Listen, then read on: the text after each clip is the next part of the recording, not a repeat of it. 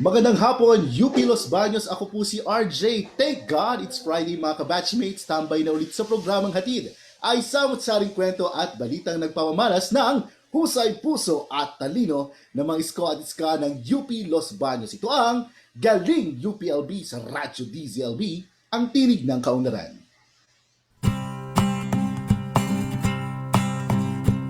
Kulay na usapan, makabuluhang kasaysayan. Papanahong balita, kasabay ng makabagong teknolohiya. Kaya wag magpahuli, Galing UPLB.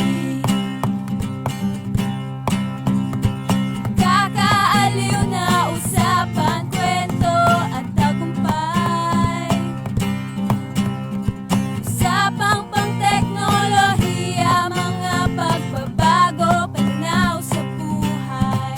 Kaya wag magpahuli, Galing UPLB. Huwakin ang kaisipan sa mga bagong kalaman, upang maging masaya at makabuluhan. Galing UPLB. Galing UPLB. Galing UPLB. Magandang hapon po sa ating mga kabatchmates at classmates. Ang araw po natin ngayon is November 6, 2020. Kamusta na po kayo? At itong linggong ito ay naging break po ng ating mga faculty at estudyante dito po sa buong UP system, no, yung ating reading break. Kamusta na po kaya ang ating mga mag-aaral sa gitna ng pandemya at sa gitna rin po ng remote and distance learning? Ang oras po natin ay 2 minuto makalipas po ang alas 5 ng hapon. Napakaganda po ng ating mga pag-uusapan ngayong araw, kaya tumutok po kayo, no? Of course, makikinig tayo ng mga balita at mga ganap sa ating campus, no, sa UPLB Balita. Mamaya lamang po yan kasama ang ating mga kasamahan sa Office of Public Relations at sa ating hashtag Usapang UPLB. Aba, pag-usapan natin ang biotechnology na isa sa mga pinagtutuunan ng pansin dito sa ating university. And of course, sa ating Tatak UPLB, may special guest si Polly, no? Kanina inform ako na abroad pa, no? Taga-ibang bansa ang makasama natin sa ating programa. Kaya binabati rin po natin ang ating mga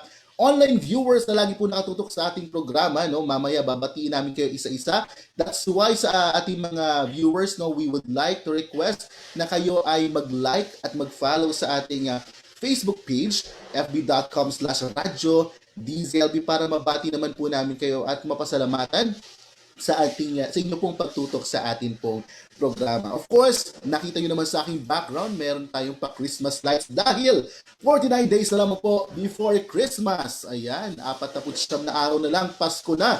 Handa na po ba tayo mag-celebrate ng Pasko sa gitna ng pandemya? Pero tayo, sabi nga natin, ang mga Pinoy, tuloy na tuloy ang Pasko. Ang inaabangan ngayon sa UPLB, dahil nga tayo ay work from home, meron pa kayang parolan, no, na inaabangan every year. And of course, yung ating Christmas tree, no, yung at si Santa Claus, no, at yung Belen, no. So inaabangan natin, maglalagay pa rin ba ang UPLB ng mga inaabangang mga disenyo at art exhibit para sa ating celebration ng Pasko sa UPLB. So abangan natin yan. And of course, 56 days na lang pala bago mag 2021. Speaking of 2021, meron tayong tanong na binigay sa ating mga kabatchmates at classmates na nakatutok sa ating programa. Paano po yon? Ang tanong po natin, kung i-check nyo po ang fb.com/radyo DZLB, ang question kasi natin, dahil napag-uusapan yung 2021, may mga pag-uusap ngayon, ano daw ba ang gagawin, no, para sa UPCAT? Ayan.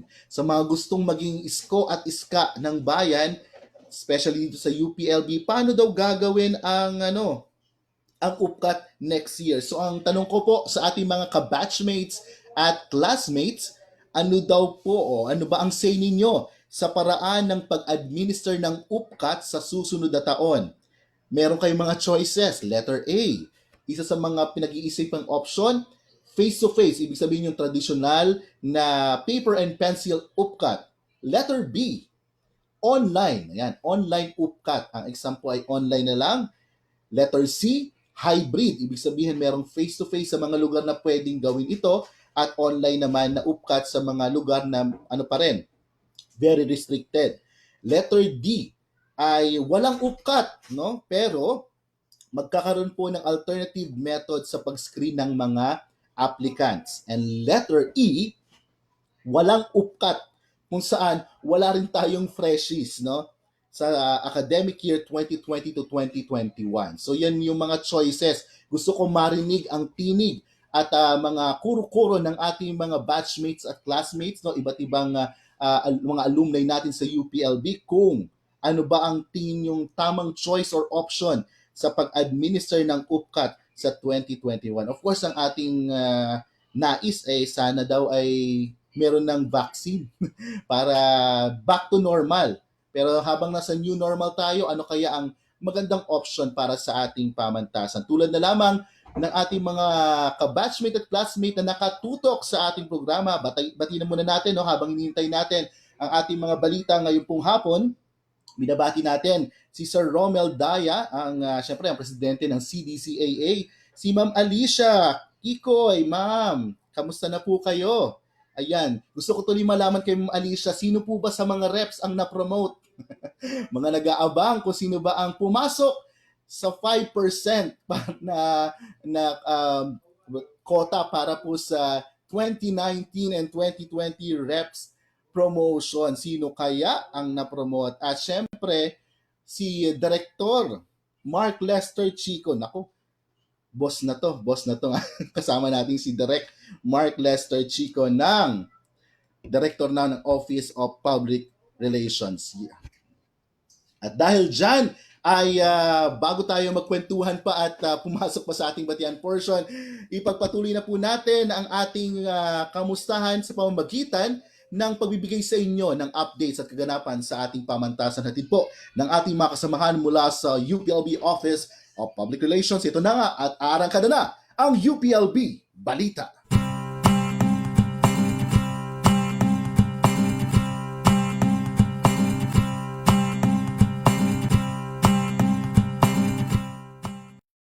Magandang araw! Narito ang ilang balita mula sa UPLB. UPLB naging handa sa pananalasa ng Bagyong Ronnie.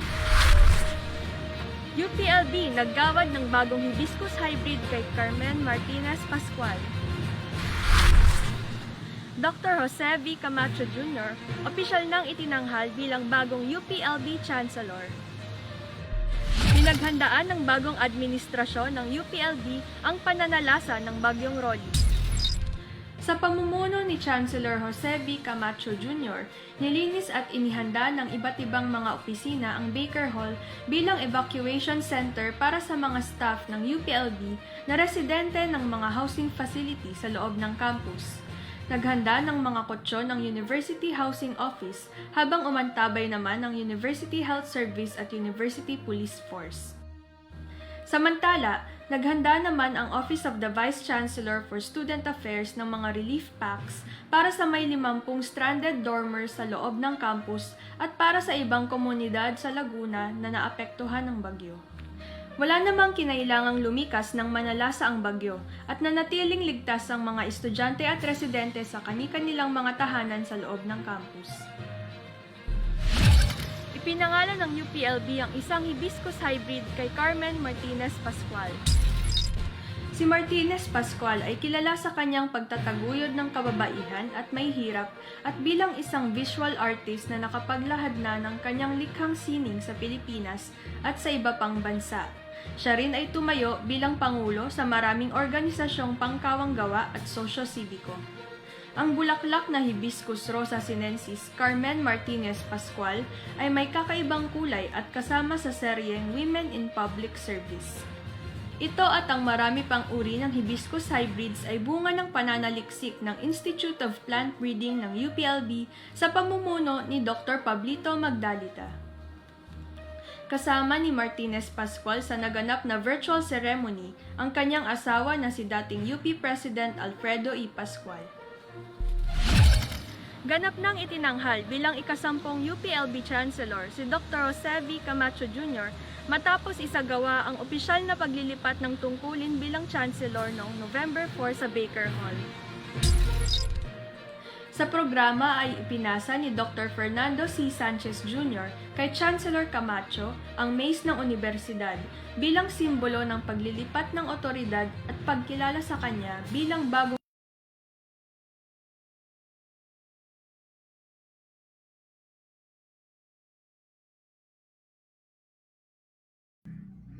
Ayan, no? Kagyat na naputol yung ating UPLB balita pero siguro i-recap lang natin yung ilan sa mga napanood natin ngayon, no? Una dun sa nakita natin yung ginawang paghahanda ng UPLB sa bagyong Rolly, no? Alam naman po natin na marami talaga ang talagang tinamaan itong super typhoon Rolly mula po sa Bicol region ay umabot kahit dito sa lugar natin sa Laguna ay nag-signal number 4 ba tayo or 3 no nitong nakaraang bagyo. So ang UPLB ika nga parang baptism of fire ata to ng bagong administration ni Chancellor Camacho no, talagang sinubok agad ang ating bagong administration sa paghahanda at pagbibigay ng tulong sa ating mga kababayan, lalo na sa ating mga mag-aaral, no, sa ating mga kabatchmates at classmates. Even though na tayo ay remote learning, may mga ilan pong estudyante,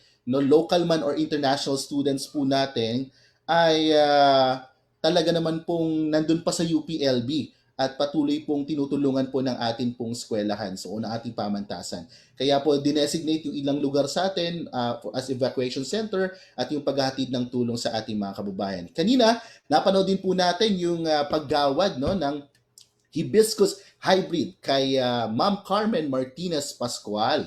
Ito po ay binigyan siya ng bulaklak na tinatawag na hibiscus rosa sinensis Carmen Martinez Pascual dahil nga po siya ay kabilang sa mga women in public service, no, yung kulay kasi nito at ang serye ng hibiscus rosa sinensis kung saan pinangalan kay Ma'am Carmen Martinez Pascual ay sa seryeng Women in Public Service. Ayan, yan po ang asawa ni dating UP President Alfredo E.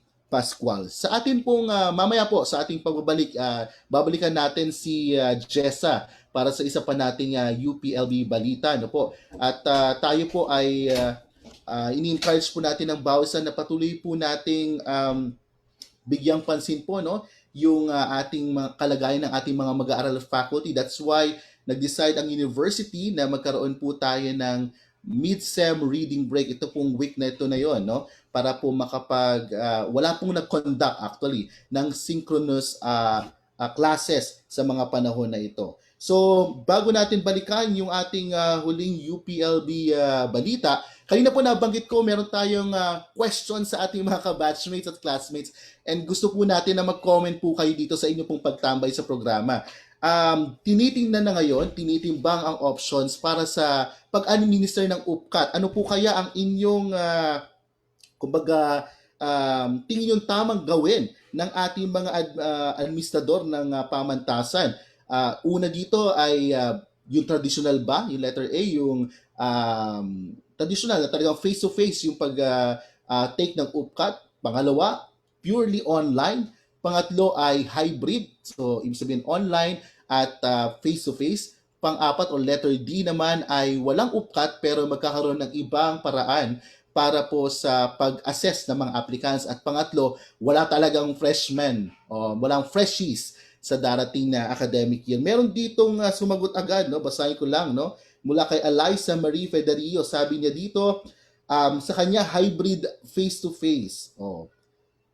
Hybrid, no? Pwede, pero kailangan pong ensure din ang support ng LGUs naman sa mga cases na ganun para sa UPCAT 2021. So kanya pwedeng hybrid, meron sa ibang lugar na online at sa ibang lugar na pwede naman na mag-conduct ng face-to-face gatherings ay face-to-face din ang UPCAT 2021. Kayo po kaya, ano po ang inyong kumbaga suggestion para sa ating UP administration para sa darating na UPCAT 2021. So yan po yung ating aabangan. Hintayin ko po ang inyong mga feedback. Ang oras po natin ay 5:14 in the afternoon. Tulad po ng aking nabanggit kanina, ang makasama po natin mamaya sa usapang UPLB ay isa rin pong natin, no? Graduate din ng UPLB pero nagtatrabaho siya ngayon sa isang ahensya under ng DNR. Ayan. Pag-uusapan natin yung pagse-celebrate natin ng National Biotechnology Week.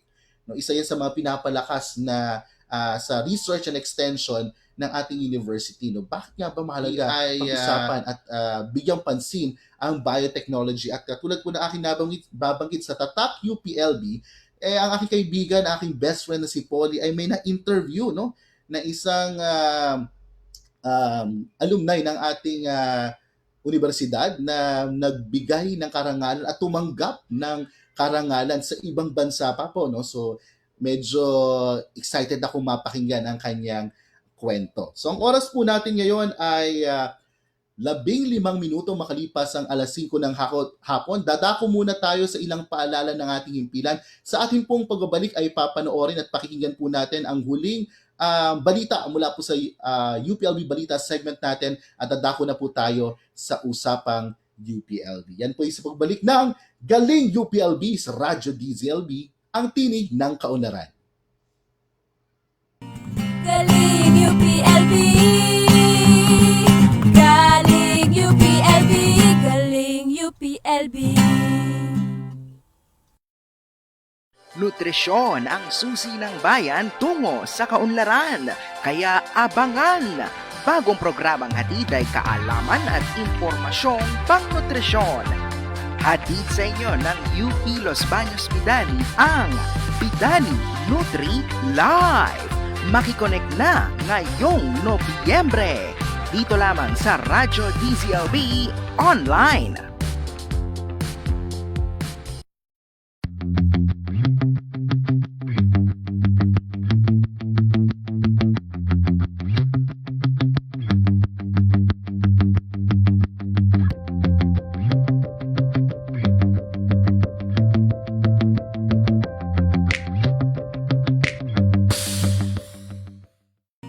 Galing UPLB, galing UPLB, galing UPLB. At nagbabalik na nga po ang Galing UPLB sa Radyo DZLB, ang tinig ng kaunlaran na mapapanood niyo po live na live every Fridays 5 p.m. po sa Facebook page ng Radyo DZLB at sa official Facebook page ng University of the Philippines, Los Baños. At bago tayo tumako sa segment nating Usapang UPLB, ay binabati natin ang mga nakatutok sa ating programa katulad lang po ni J.A. Mendoza at si Ma'am Rose Robre na nanonood din po ng live palagi sa atin dito sa Laguna. And of course, si Sir Chris Kalamlam. And binabati natin again si si Tita Alice Kikoy ng College of Economics and Management. No? Sino po ba ang na-promote sa rep sector? Naku, inaabangan niya ng mga kasamahan natin sa reps. No? So, okay. Bago natin pakinggan yung isa pa nating UPLB balita, dadako na tayo sa segment natin na Usapang UPLB.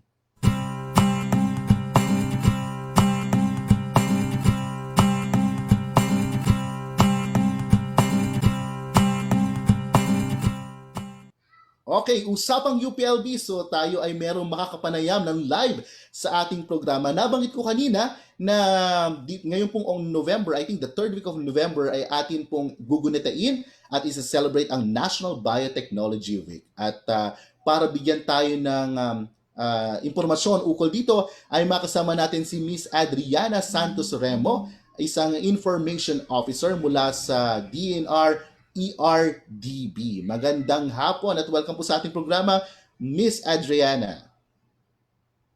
Hello po. Ayan. Hi, good afternoon, RJ.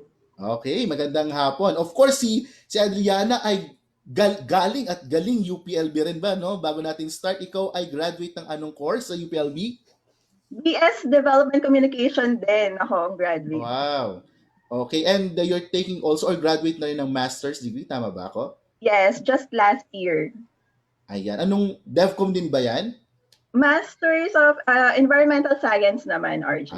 Iba naman. So, talagang galing UPLB. Of course, nabanggit ko kanina, Adriana, na ang ating topic for usapang UPLB is the National Biotechnology Week. No? Give us an idea, bakit ito ginugunita or bakit natin binibigyang pansin sa ating bansa ang National Biotechnology Week na sineselebrate tuwing ikatlong linggo ng Nobyembre taon-taon? Yes, RJ, we're celebrating National Biotechnology Week because we really want to create awareness about the many beneficial applications of biotechnology. Kasi alam mo, RJ, marami tayong magandang makukuha mula sa mga biotechnology sa different sectors natin, sa agriculture, sa medicine, at pati na rin sa environment. But we really need to be more active in terms of communicating these research results and findings to the general public. Kaya naman, simula 2004, lumabas yung proclamation 1414 kung saan, yun nga, every third week ng November, sineselebrate natin tong National Biotechnology Week. Okay. So, Adriana, ang question ko, kayo ay bahagi ng, ano ba ibig sabihin ng ERDB? Pwede ba natin i-share sa ating mga manonood? Ecosystems Research and Development Bureau. Ito ay under ng Department of Environment and Natural Resources or DNR. Ngayon ang tanong ko siguro, ano bang bahagi ng DNR o lalo na ng inyong ahensyang ERDB sa selebrasyon na ito? Okay, so yung DENR through the Ecosystems Research and Development Bureau is hosting this year's National Biotechnology Week. This is why DENR is also very active in terms of conducting activities in promoting the many beneficial applications ng biotech sa ating environment. Kaya naman si DENR, meron kaming mga ino-organize na mga built-up activities for the National Biotechnology Week. So isa nga doon, meron kaming tinatawag na EnvioTalk. So every Saturday, 5 p.m., we are talking about different biotechnologies in such a manner na mas madaling maintindihan ng mga manonood. And we're also organizing different activities. May mga exhibit, may mga webinars, guestings like this, and mga contests as part of the celebration. Okay. So, ibig sabihin, itong nangunguna para sa National Biotechnology Week ay DNR ngayong taon. Ibig sabihin ba every year meron mga iba't ibang national agencies ang nangunguna o nagte-take ng lead para sa celebration na ito? Yes, RJ, exactly. Kasi ang maganda dito sa celebration na to, hindi lang po isang opisina. Actually, there are 8 department ng Pilipinas like the DOST, the DA, the DTI, the DOH, DepEd, CHED, and DILG na talagang ang sama-sama nagtutulong-tulong para maganap itong NBW na to. And alam mo ba, RJ, hindi nga lang government offices. As a matter of fact, may mga partner agencies din kami and pati mga schools and private institutions that are also working with us for this celebration. Okay. Ngayon, Adrian, ang tanong ko lang, ano ba ang tema ngayong taon ng National Biotechnology Week?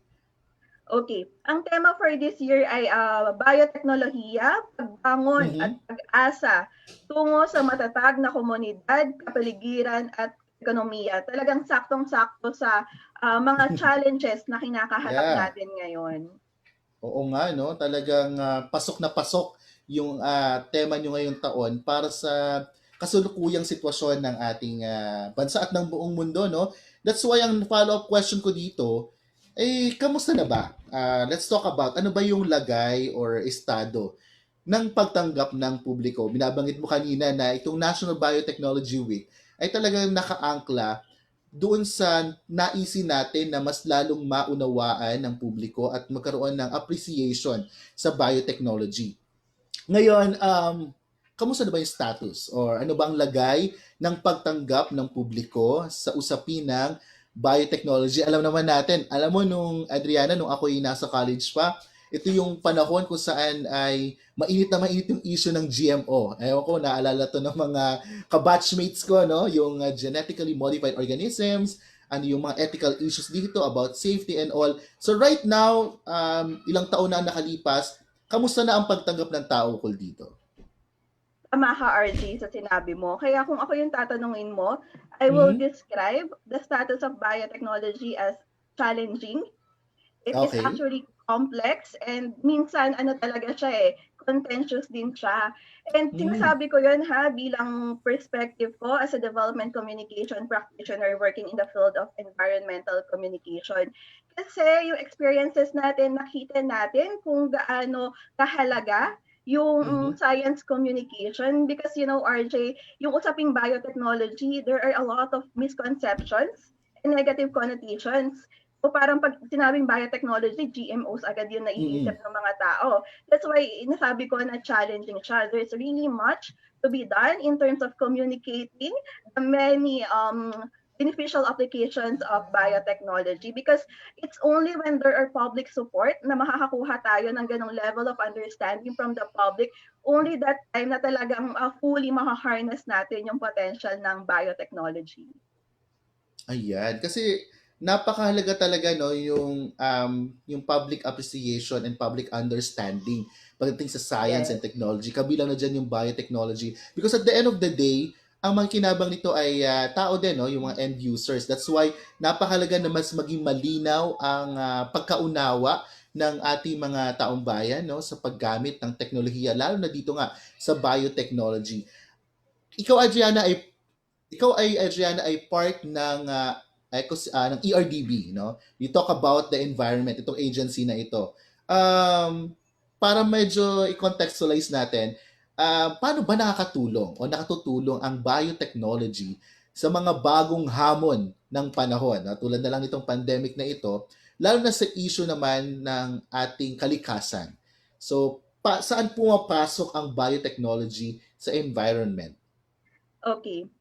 RGC URDB kasi, kami ang research and development arm ng Mm. DENR.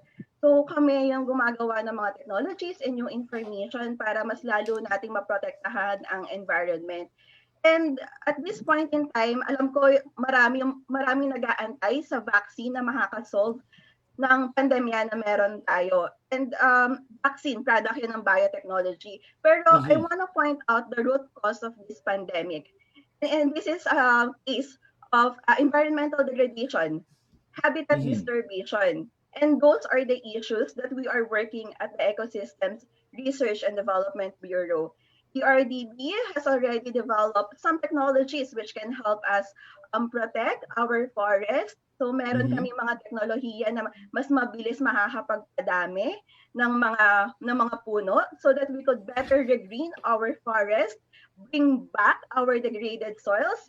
We have developed biofertilizers para mas maging maganda yung quality ng lupa natin. And Mhm. those are the technologies that we have developed, but we must also accept na talagang marami pa kaming dapat gawin in terms of developing biotechnologies. And ilan nga doon sa mga current initiatives ngayon ay makabuo pa ng mas maraming protocols, Mhm. propagation protocols para sa mga threatened species, okay, ng mga flora natin sa Pilipinas. And we're also on the works of mga tissue culture ng iba't ibang species din sa Pilipinas. Yun, RJ.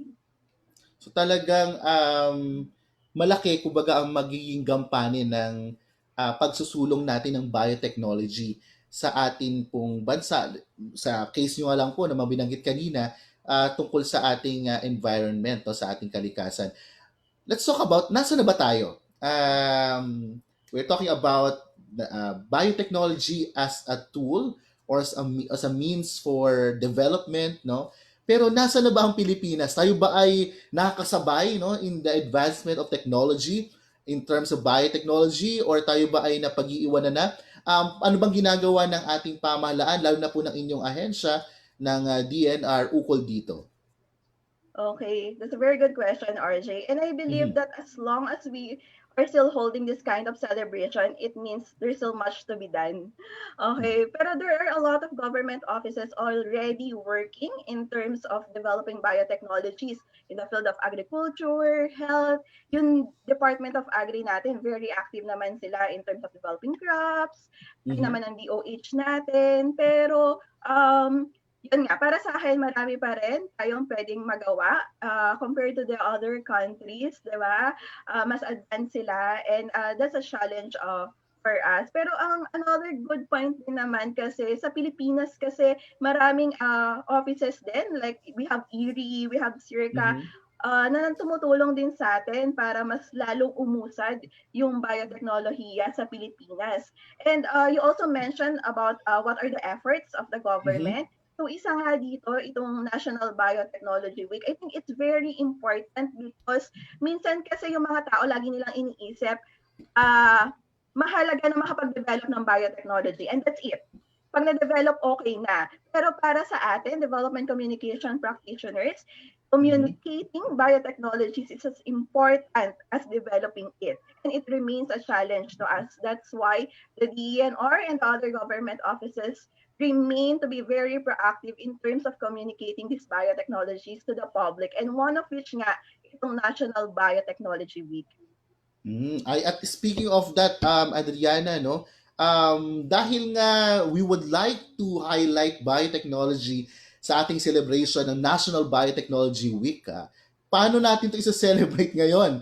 Tayo ay nasa gitna ng pandemya at hindi pwedeng magkaroon ng, kumbaga, limited yung movement natin, may mga restrictions, meron ba, paano natin gagawin to? So, gusto kong malaman ngayon at siguro na ating mga batchmates at classmates sa UPLB, no? Sa Galing UPLB, paano natin sa-celebrate ang National Biotechnology Week?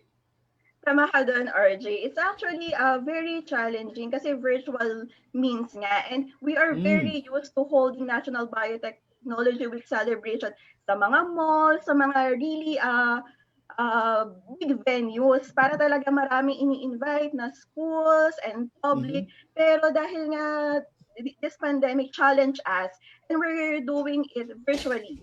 So lahat ng Okay. mga activities, we're doing it online. Pero alam mo, ang maganda doon because we realize we could be more flexible and creative and we realize that by doing so, mas Mhm. nagiging nationwide talaga yung celebration because before, dahil nga physical, syempre yung mostly yung venue natin sa Metro Manila, sa NCR, Correct. pero dahil naging virtual tayo, nakita natin in terms of our promotion, talagang Mhm. distributed all over the Philippines yung nanonood ng mga Enbiotalk episodes natin, yung mga webinars natin.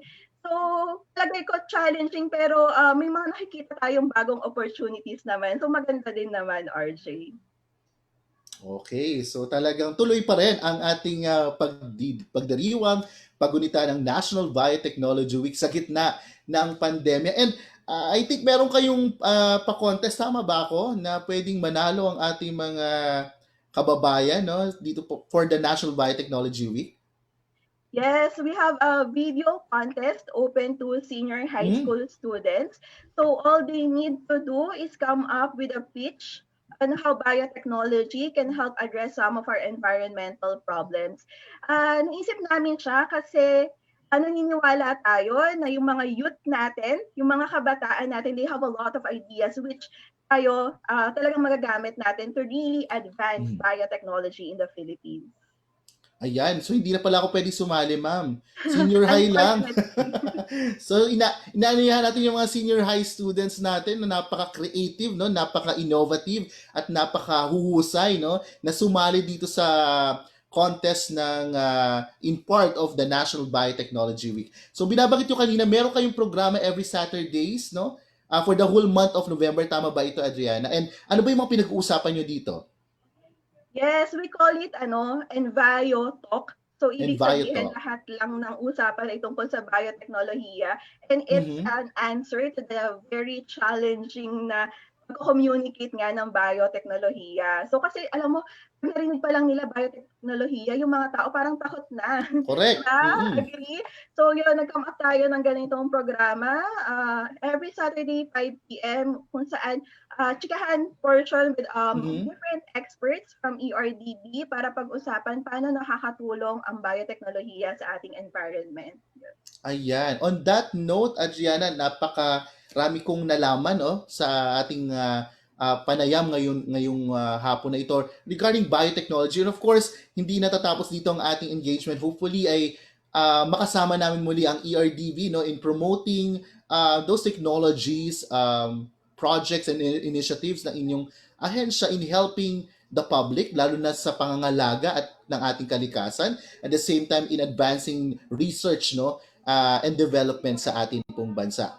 Right now, I'm giving you the opportunity to invite lahat ng mga kabatchmates at classmates natin sa UPLB, mga alumni natin, maging lahat na nanonood at manonood pa ng ating programa via YouTube at sa iba nating mga platforms. Invite them sa celebration ng National Biotechnology Week. Yes, so sa lahat ng mga kabatchmates, ka-schoolmates, please join us in the 16th celebration of the National Biotechnology Week. We are organizing different kinds of activities. We have virtual exhibits, webinars, contests, which hopefully talagang mag-cater sa iba't ibang pangailangan ng mga audience natin. So I'm sure na meron doon na mga isa na magugustuhan nyo na attendan. If you are interested to attend sa mga activities na yon, just please visit the official website of the National Biotechnology Week. That is nbw.gov.ph. And please also like the official Facebook page of the RDB kasi regularly kami nagpo-post ng updates regarding the celebration. And we really hope to see you all because we really believe malayo ang mararating ng Pilipinas if we will just really be open about the many potential applications of biotechnology.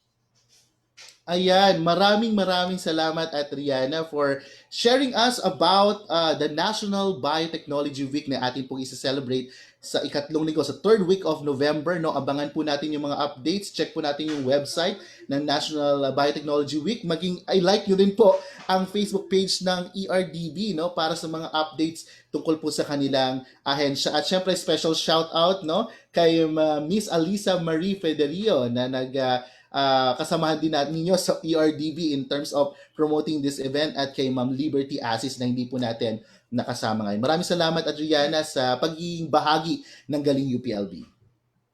Thank you so much, RJ, for allowing us to share this activity sa mga viewers nyo. Thank you at isang makakalikasang hapon. Thank you. Ayan, isang makakalikasang hapon din sa iyo Adriana. Sa ating break mapapanood nyo yung kanilang promotion ng kanilang mga activities, yung EnviroTalk, maging yung contest para sa mga senior high. Kaya kung meron kayong mga kapatid dyan na senior high, mga classmate, batchmates, ay sumali tayo dito. Tulad na lamang ng ating kasamahan na si Ka Johnson Manabat. Nako, kamusta Ka Johnson? Sa iyong bagong programa, mabuhay ka. Isa ka talagang tunay na alamat sa ating kasamahan mula sa DZMM. Ang oras po natin ay 37 minuto.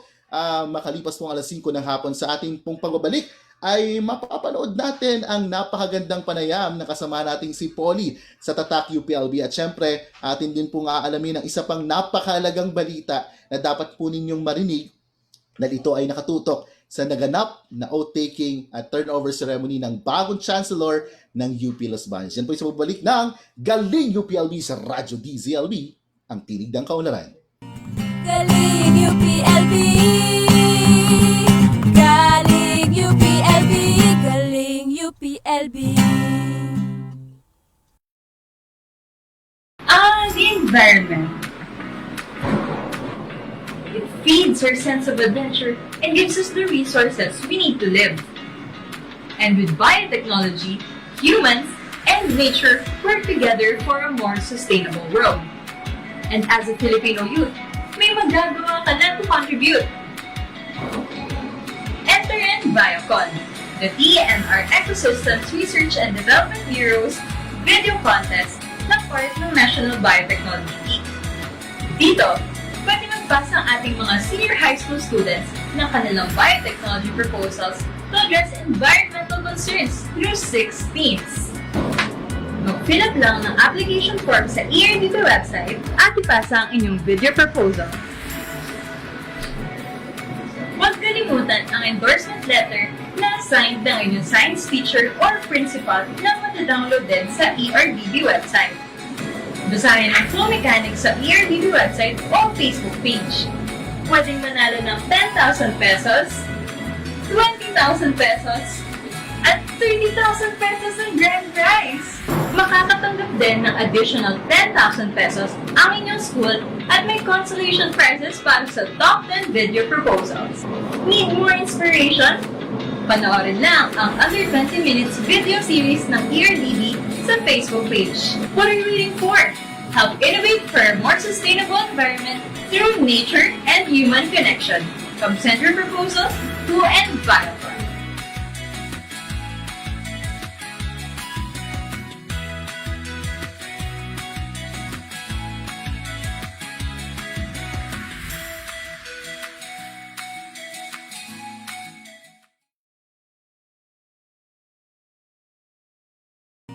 Galing UPLB. Galing UPLB. Galing UPLB.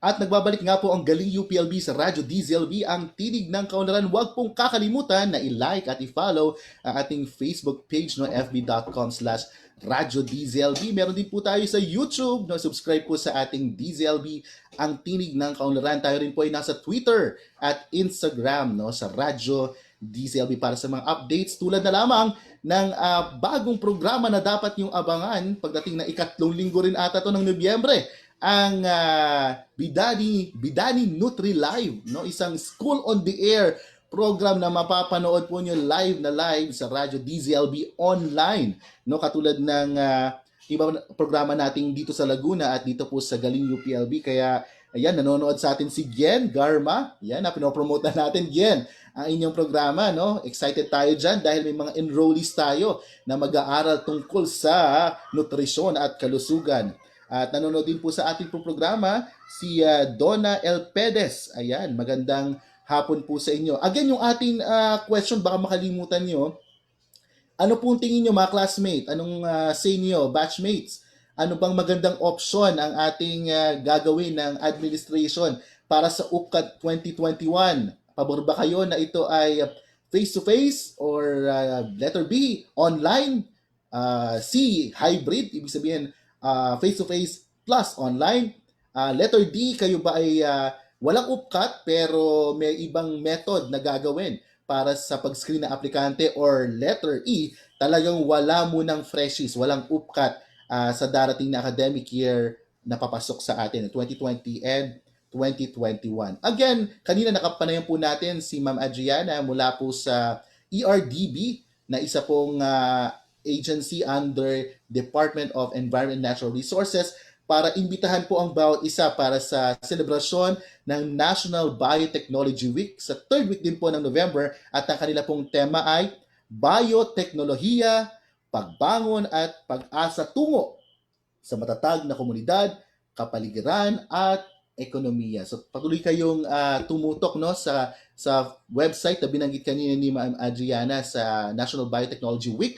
Gayon din sa Facebook page ng ERDB sa ilan pang paalala, lalo na yung contest na sumali yung mga senior high school students natin. So bago natin siguro mapanood ang recorded interview ng ating best friend at kasamahan na si Polly mula sa Office of Alumni Relations for Tatak UPLB, ay atin munang panoorin at pakinggan ang pahabol na balita ng ating mga kasamahan mula sa Office of Public Relations sa ating UPLB Balita.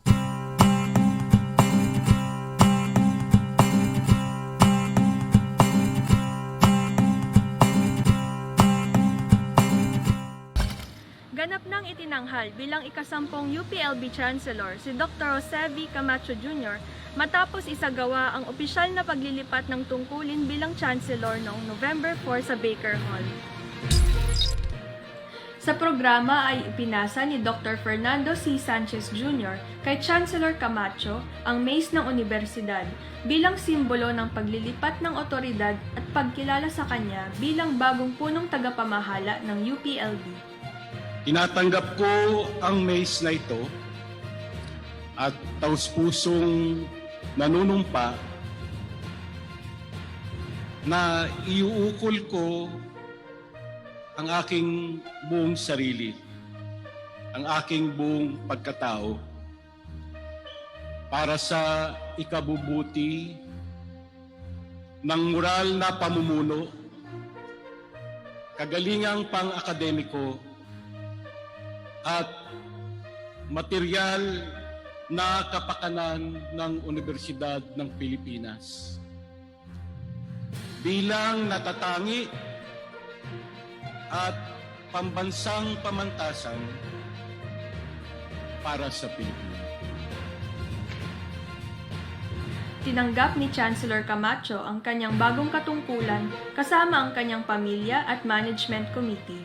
Ito rin ang unang pagkakataon na nagtipon-tipon ang mga dating chancellor para sa nasabing seremonya. Ipinalabas ang programa online gamit ang YouTube at Facebook Live kung saan natunghayan ito ng mahigit 600 manonood. At yan po ang mga nakalap naming balita mula dito sa UPLB.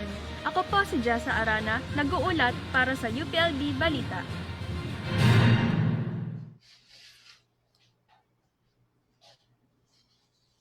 Maraming salamat, Jessa, para sa iyong pahabol na balita. Napakahalaga po ng balitang ito dahil itong nakaraang linggo nga po, nitong nakaraang Wednesday, hindi ako nagkakamali, ay ginanap nga po ang oath-taking at ang turnover ceremony, no po, kung saan ay opisyal na pwede nating sabihin na itinalaga po ang ika-10 chancellor ng ating pong Universidad ng Pilipinas, Los Baños, sa katauhan po ni Chancellor Jose B. Camacho Jr. Napakinggan niyo po yung soundbite kung saan tinanggap na po niya yung mace ng UPLB na nagpapahiwatig ng kanya pong commitment para sa ating mga scholar ng bayan at sa buong UPLB community. Tayo po'y umaasa na nang maging maayos ang pamamalakad ng ating bagong Chancellor. At nagpapasalamat din tayo kay Chancellor Sanchez sa kanyang pamumuno ng 6 na taon sa ating pong pamantasan. At talagang siguro sa akin, ang nag-strike dito yung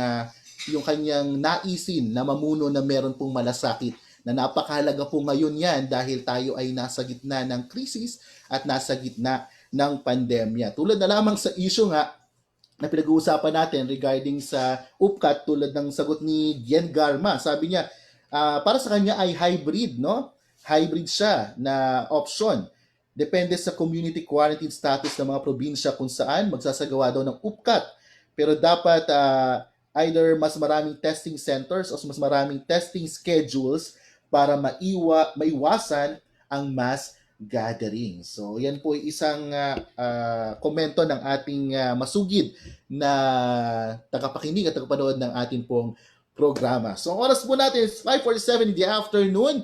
At syempre, pag ganitong mga oras na, inaabangan to ng mga alumni dahil atin pong dadako na tayo sa inaabangan po ninyong segment, ang Tatak UPLB.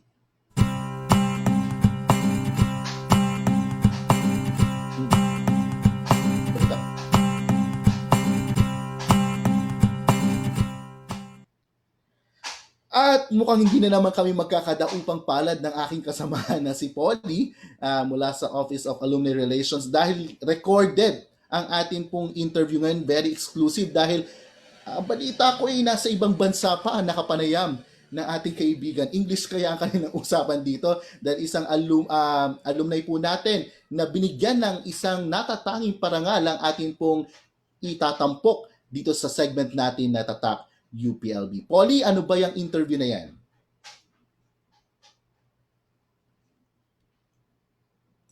Magandang hapon din, RJ. Napakaswerte natin ngayong hapon kasi napaunlakan tayo ng isa nating Tatak UPLB na all the way from Canada nga ba?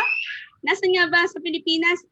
Well, hindi pala sa Pilipinas, sa ibang bansa pala. Kaya nag-pre-record na kami ngayon.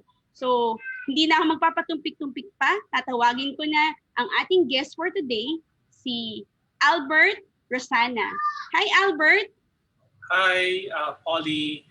Ah. Morning, good afternoon, good evening, wherever we are in the world. Currently, may 15-hour difference between Edmonton City, Alberta, and Los Baños, Laguna. Yes po. Ayan sir, hindi lang naman tayo ang makakasama natin sa Tatak UPLB. Makakasama din po natin ang aking kasamahan sa UPLB Office of Alumni Relations na walang iba kundi si Ezra. Hello Ezra, join ka sa aming tsikahan Albert ngayong ano. Yes po. Hello po. Hello? Ayan, nawala ako ulit. Hello, narinig niyo na ba ako? Yes po, narinig ka na namin. Ayan. So, simulan natin ang kwento ha. Albert, ano ba ang kinuha mong course sa UPLB? At ano ang kwento, bakit ito ang pinili mong course? Okay.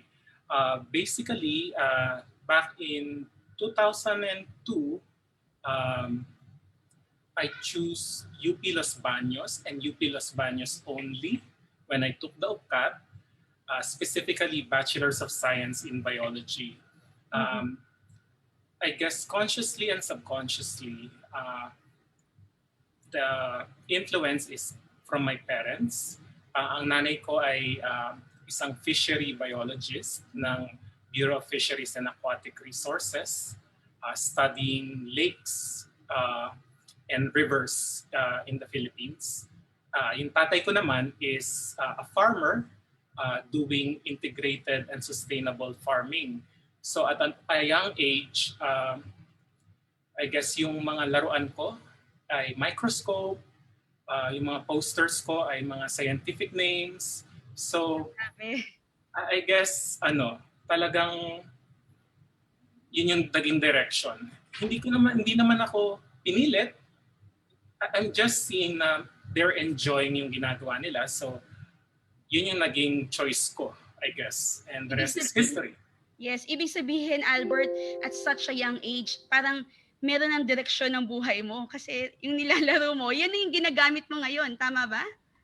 Yes, exactly. Naging microbiologist ako. Ayan, nakakatuwa naman si Sir. Very, very curious siya nung bata pa lang siya. Ayan. So gusto ko rin po malaman, Sir, kung meron ka bang nakilala na UPLB na hindi mo makakalimutan? Yung pwedeng naging role model mo at bakit? Ayun. I would say merong talagang mga professors, I guess, na tumatak sa iyo. And actually, nung earlier years ko, first year, second year, I can recall Professor Danielo B. Tolentino. Unfortunately, he passed away.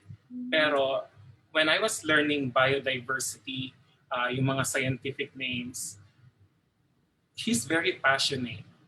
And talagang, I feel na yung laboratory is not a place to study, but really a stage to enjoy.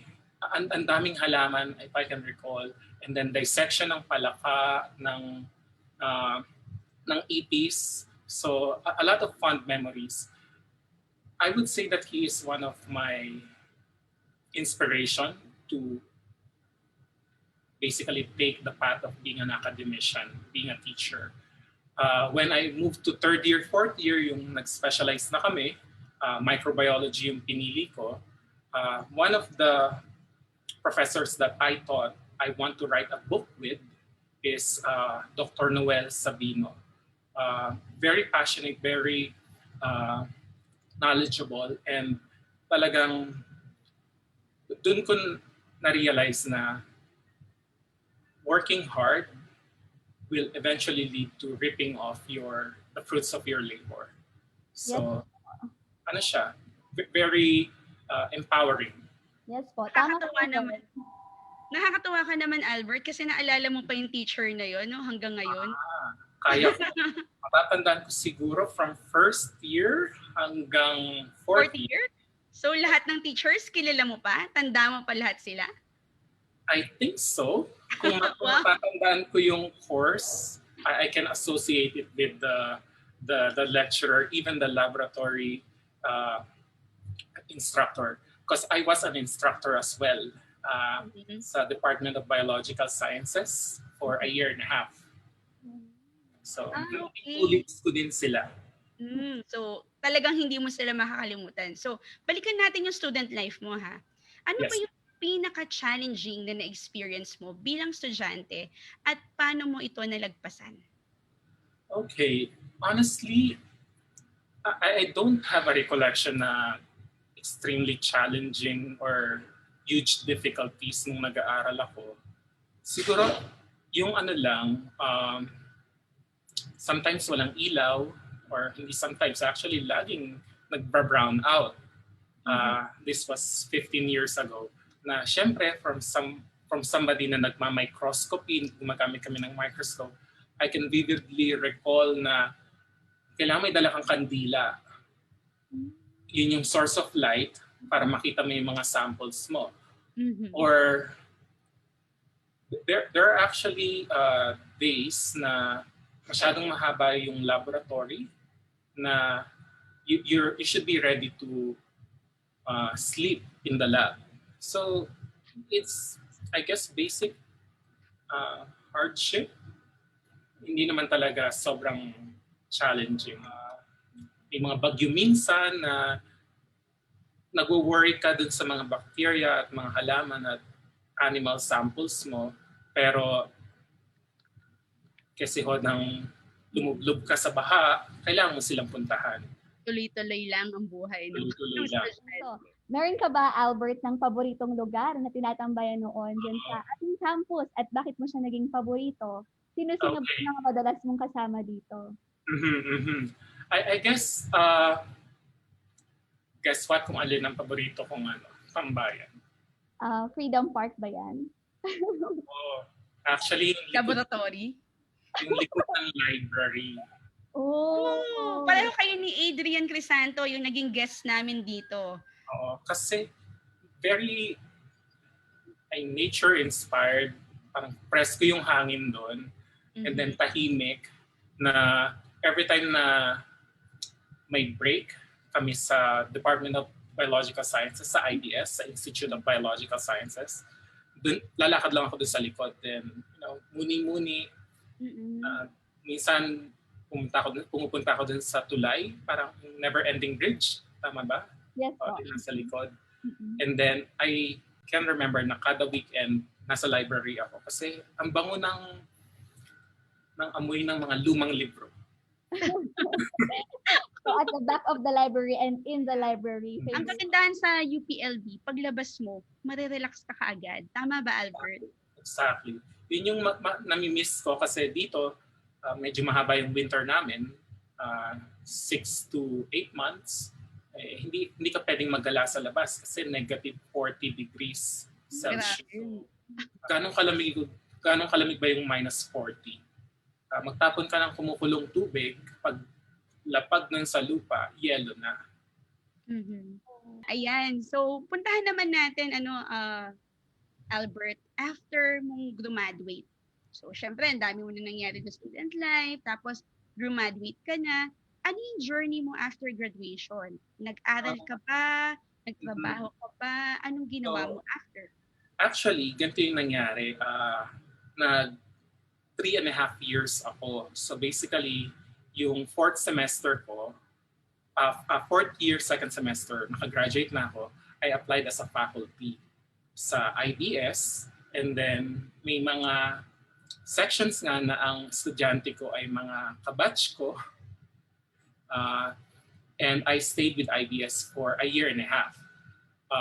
And then there's an opportunity to work for a biotech company in Singapore. So 2007, lumipad ako ng Singapore to actually help build the molecular biology facility nung company. It's called Interactive Microorganisms Lab, na basically nagde-develop ng mga probiotics. So parang Yakult, but ang application niya is for the swine, cattle, and fish industry. So it's a feed additive for those animals. And then from there, nag-apply ako for grad school at different universities, countries, Australia, Switzerland, US, and then Canada. And then yung decision to choose Canada is solely from looking at an atlas, a map. So from the reference point ng Pilipinas, sabi ko, yung Alberta, Canada, siya yung pinakamalayo. Sige, doon ako pupunta. And the rest is history. Yung pinakamalayo.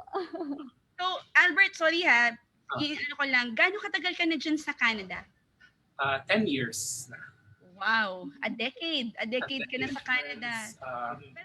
And then collaborate actually. I'm actively collaborating with professors and students in UP Los Baños, in biotech, in Cavite State University, in Visayas State, as well as Mindanao State University. Oh, that's very nice. Ayun. So, gusto rin po namin malaman paano po kaya nakatulong yung natutunan mo sa mga kurso mo sa UPLB sa pag-aaral mo sa University of Alberta. Yes. You know what? I'm very thankful na I was trained by the best in our country in the field of microbiology. Kasi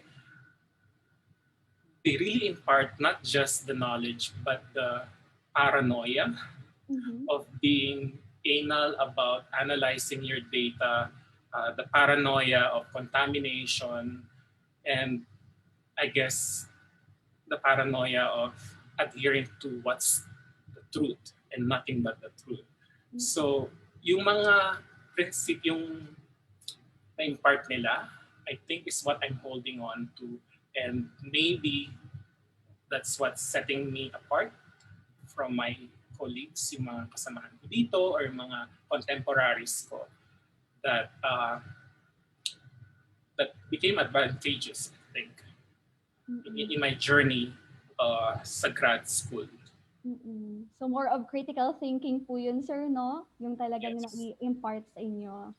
Yeah, you basically need to foresee, to foretell, planning, revising things, and really critically planning the path, the career that you want for yourself. Albert, sa iyong pananaw, ano yung meron o tatak UPLB na wala sa ibang universities abroad? Let me think about that.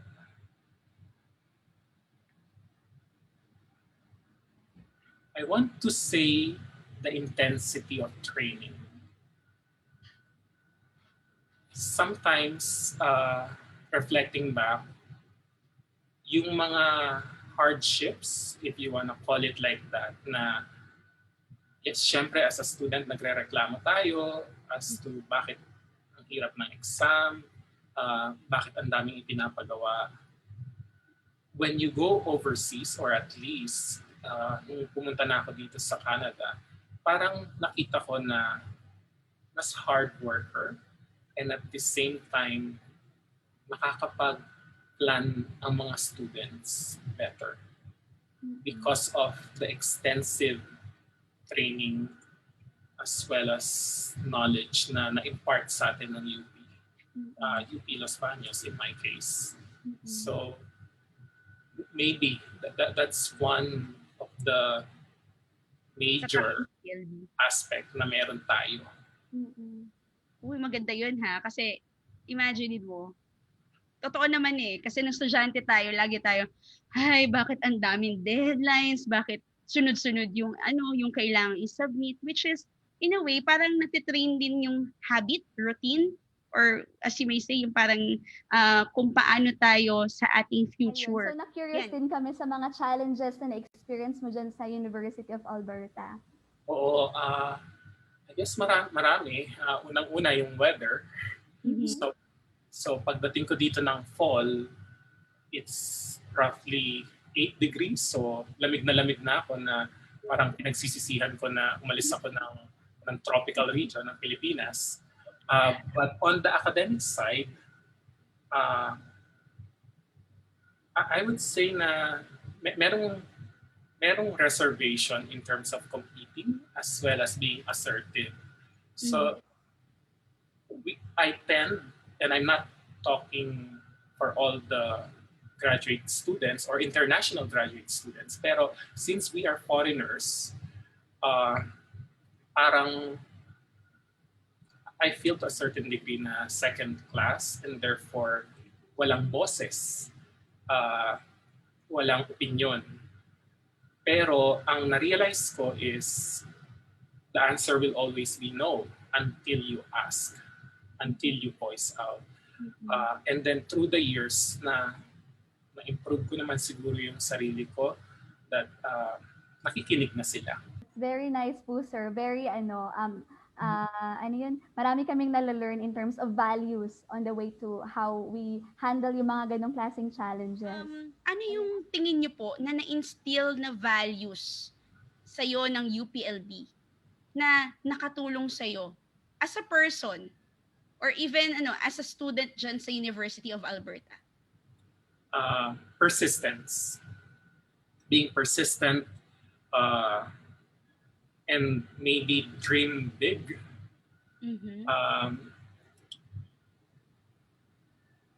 The hunger for knowledge and seeking for answers is I think what's installed in every single UPLB alumni.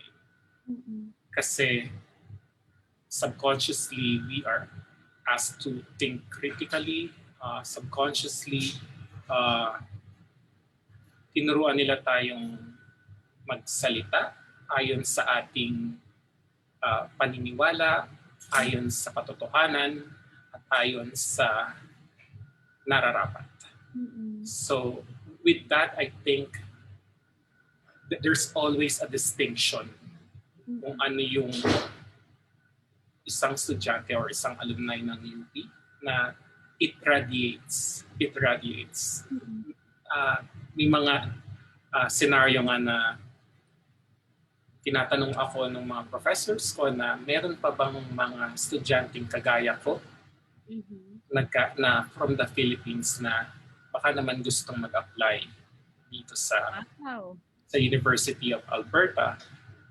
Bakit parang kakaunti yung mga Pilipino na kino-consider ang graduate studies? So I hope na itong journey ko, itong experience ko will inspire other, not just UP students or alumni, but Filipino in general, to look at the possibilities of advancing themselves, especially in this rather difficult times, na consider studying. It's something that you can enjoy.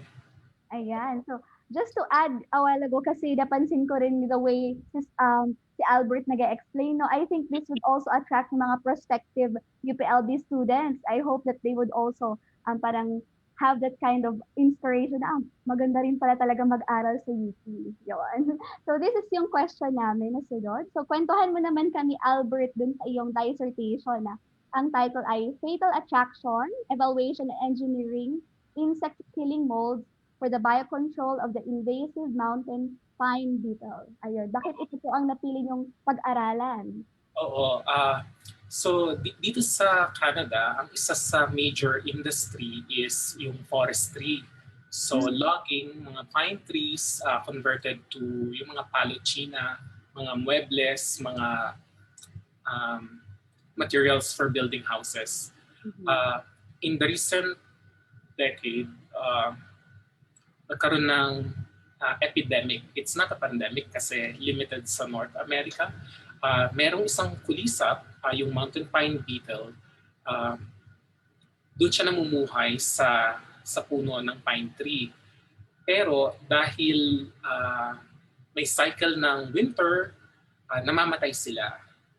Until recently, hindi na-reach yung sobrang lamig na kondisyon na ayon sa mga scientists ay epekto ng global warming. So hindi na ganun kalamig yung winter, na ang nagiging epekto ay mas nabubuhay, mas nakaka-survive itong mga beetles na to. So what that means is that 80% of the Canadian Western pine forest is pretty much affected by this epidemic na it compromises a $19 billion annual revenue for the Canadian government. So I think This is similar to our Cocolisa situation sa Pilipinas, na yung mga coconut naman natin ay tinatamaan nitong beetle at namamatay din sila. So yung project ko, it's a strategic grant awarded by the federal government to my team. It's amounting to $700,000 for 3 years. So that's roughly 30 million peso to devise or develop a biotechnological procedure. So dito, gumagamit ako ng isang uri ng amag na ang tawag ay Bovaria bassiana. At ang ginagawa ko dito ay ini-engineer ko siya. So using biotechnological tools, ginagawa ko siyang mag-produce ng tinatawag na sex pheromone nung mga beetles. So ang mangyayari, itong amag na to, kaya niyang patayin yung beetle, pero syempre yung beetle, tatakbo siya, ayaw niya dun sa amag.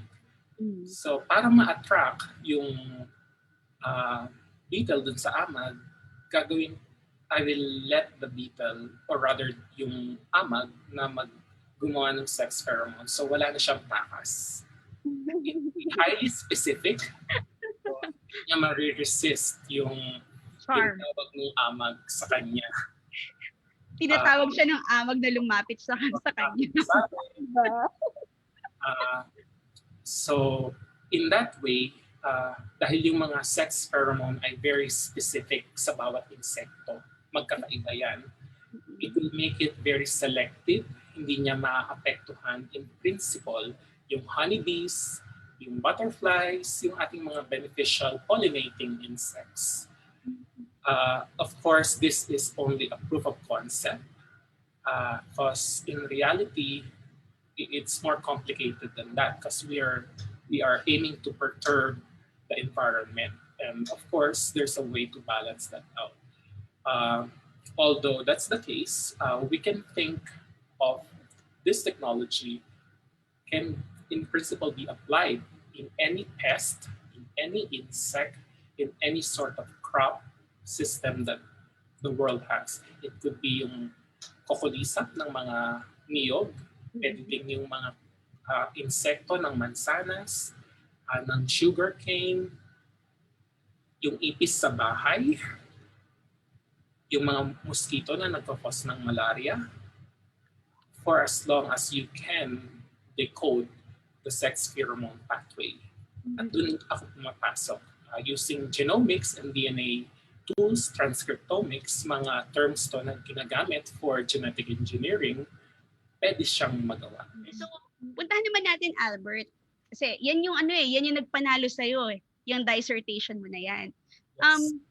Kasi syempre yung iba nating mga nanonood at nakikinig dito sa Tatak UPLB, hindi naman masyado pang familiar dun sa naging award mo. So pwede mo ba kaming kwentuhan, ano ba yung natanggap mong award? Yung Kilam Memorial, tama ba? Kilam ang pronunciation? Kilam, yes. Kilam yes. Memorial Graduate Prize. Pwede mo bang i-describe yun sa amin at bakit ito naging prestigious? Oo. So, yung Kilam is the most prestigious award at the University of Alberta kasi merong mag-asawa, si Madam Dorothy tsaka si Sir Isaac. They are both philanthropists. And way back when, they donated a big portion of their wealth sa University of Alberta and I think 2 other universities, Dalhousie, which is in Nova Scotia, Canada, and University of British Columbia. It's amounting to $400 million at the time. And to be able to receive this award, you should, in principle, satisfy 3 major aspects of a graduate student's, I guess, success. One would be you have a proven track record in terms of grades, in terms of publications, essentially scholarly work. The second would be you have a promising research project that has a huge impact uh, towards the Canadian as well as the scientific community. And last but not the least is you have leadership and community involvement. So in my spare times, hindi siya masyadong madami, pero I'm quite involved in the community here, specifically the UP Alumni Association Edmonton, which in 2000, yes, which in 2019 was actually awarded the most distinguished alumni association in the world for UP. So if you look yung sa Diliman, yan, naka-register yung aming alumni association dito.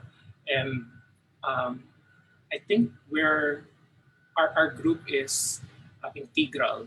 It's actually critical for a lot of the Filipino activities here, including Fiesta, including reaching out to our kababayans in the Philippines from Typhoon Haiyan.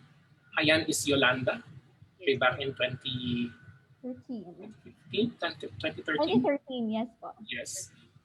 And then now we have activities to hopefully support the current calamities, Raleigh, and I guess there's Shawnee coming as well.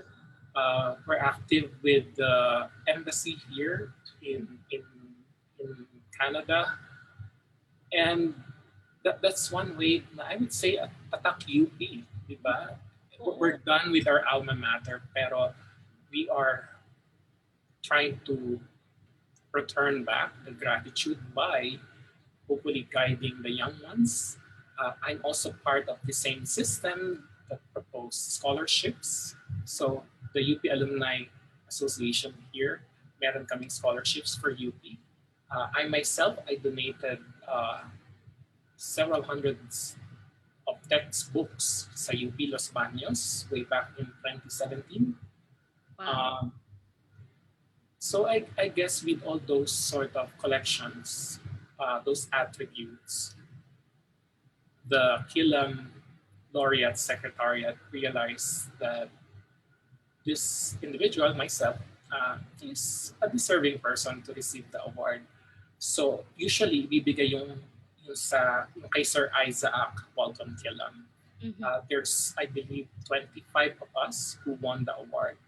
But the top 3 will also get the wife, the Dorothy Killam.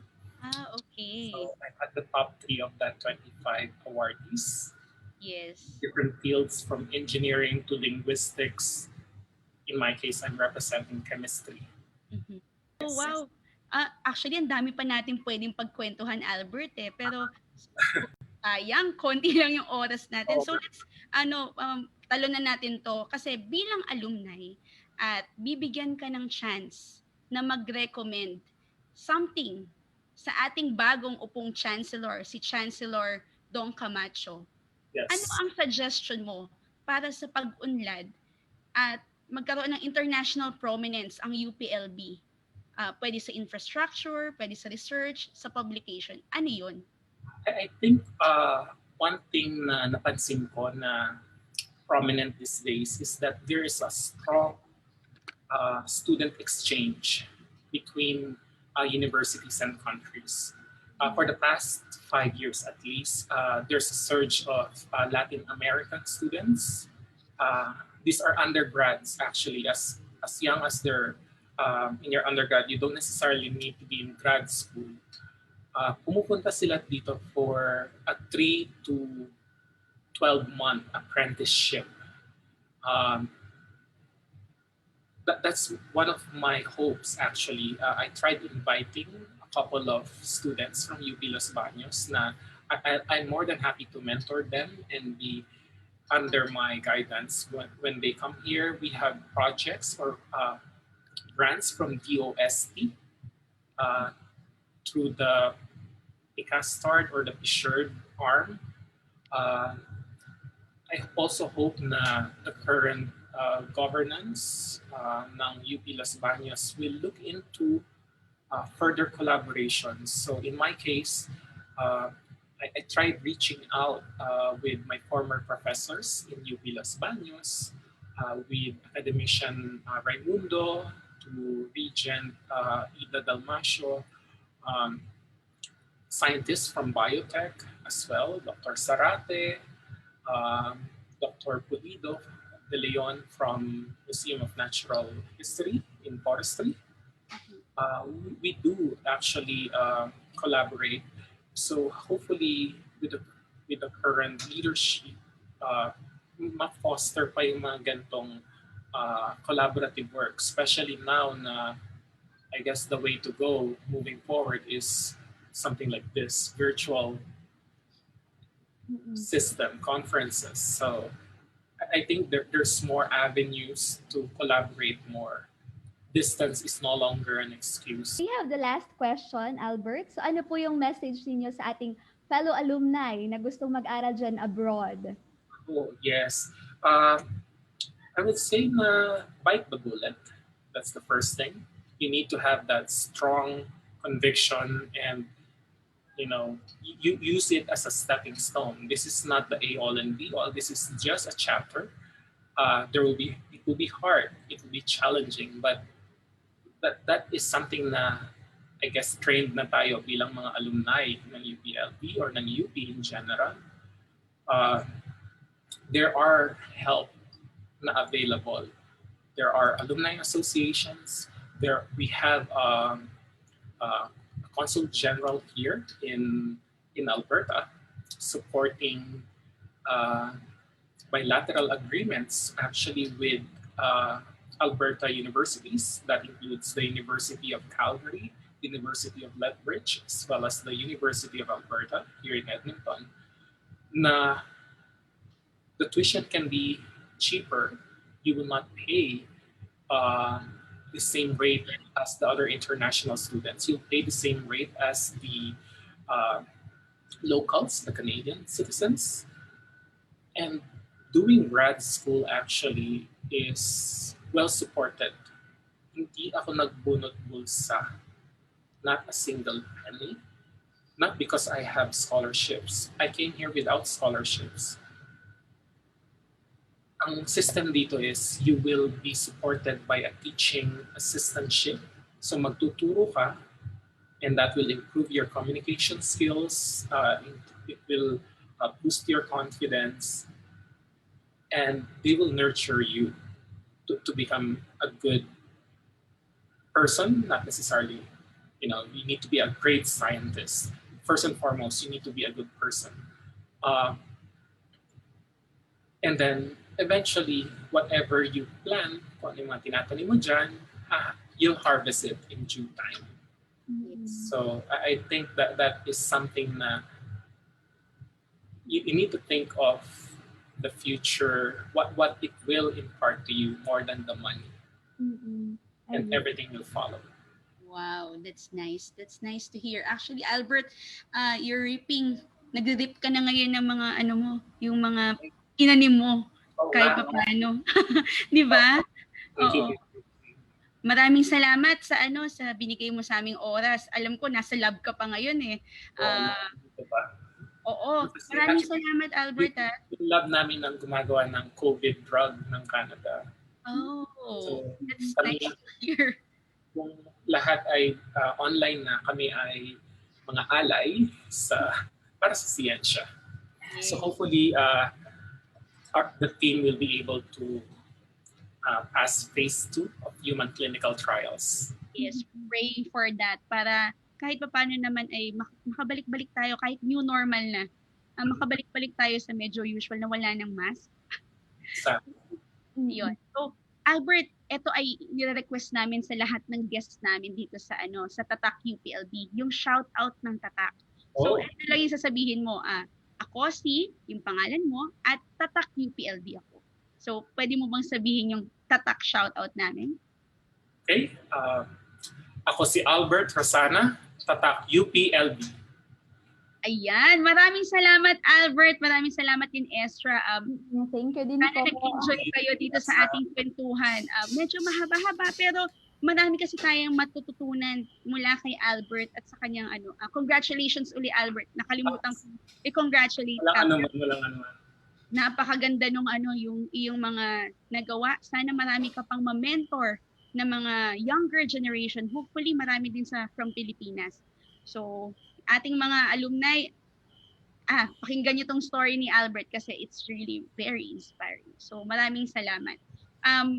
So, ang katatak, huwag po niyong kakalimutan. Paki-update lang po uli ang inyong alumni information sa ating OAR website. Maraming salamat Albert, maraming salamat Ezra. At naku, na-miss ka namin RJ. Mas masaya sana kung kasama ka namin dito. Pero huwag kang mag-alala, next episode, magkasama na ulit tayo. So, see you and back to you RJ.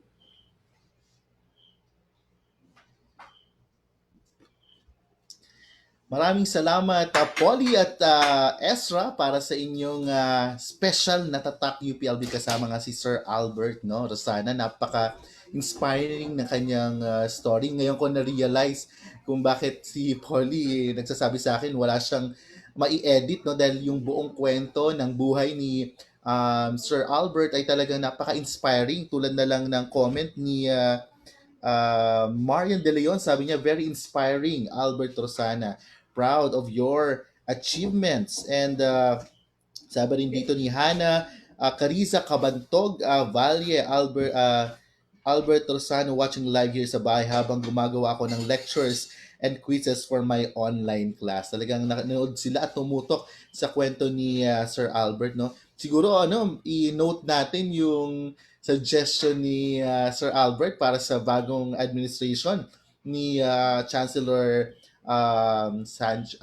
Chancellor Dong Camacho, yung pagpapaigting pa ng student exchange program, at the same time yung collaboration with different universities and institutions both in the local and sa abroad, no? So napakaganda ng sharing natin. At bago tayo matapos po sa ating pong programa ay may mga ilang paalala lang si Polly, no?